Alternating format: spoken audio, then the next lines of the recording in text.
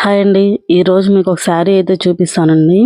శారీ అయితే చాలా బాగుందన్నమాట. ఇది ఆన్లైన్లో కాదండి, నేను షాప్లో అయితే తీసుకున్నాను. చాలా స్మూత్గా ఉంది క్లాత్ అయితే. క్వాలిటీ కూడా చాలా బాగుంది.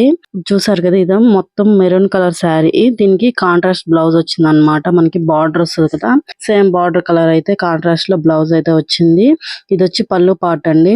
పళ్ళు పార్ట్ అయితే ఇలా లైన్స్ వచ్చి డిఫరెంట్ గా ఇచ్చారనమాట. పళ్ళు పార్ట్ అయితే శారీ మొత్తం కూడా ప్లెయిన్, కింద మాత్రమే బార్డర్ ఇచ్చింది. పళ్ళుకి ఇలా గ్రాండ్ గా అయితే లైన్స్ తో డిజైన్ ఇచ్చారు. చాలా బాగుంది అనమాట శారీ. శారీ మొత్తం ప్లెయిన్ వస్తుందండి ఇదేలాగా. పళ్ళు పార్ట్ ని హైలైట్ చేస్తూ ఇలా గ్రాండ్ డిజైన్ అయితే ఇచ్చారు.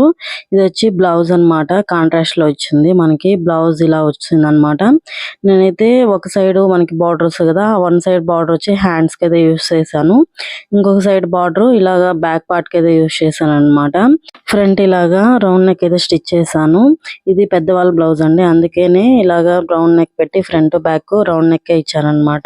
ఈ బ్లౌజ్ ఏదైనా డిజైన్ పెట్టి స్టిచ్ చేసుకున్నా కూడా చాలా బాగుంటుందండి, డీప్ నెక్ పెట్టుకొని. ఇది పెద్దవాళ్ళ బ్లౌజ్ కాబట్టి నేను ఇలా రౌండ్ నెక్ ఇచ్చేసాను అనమాట మామూలుగానే.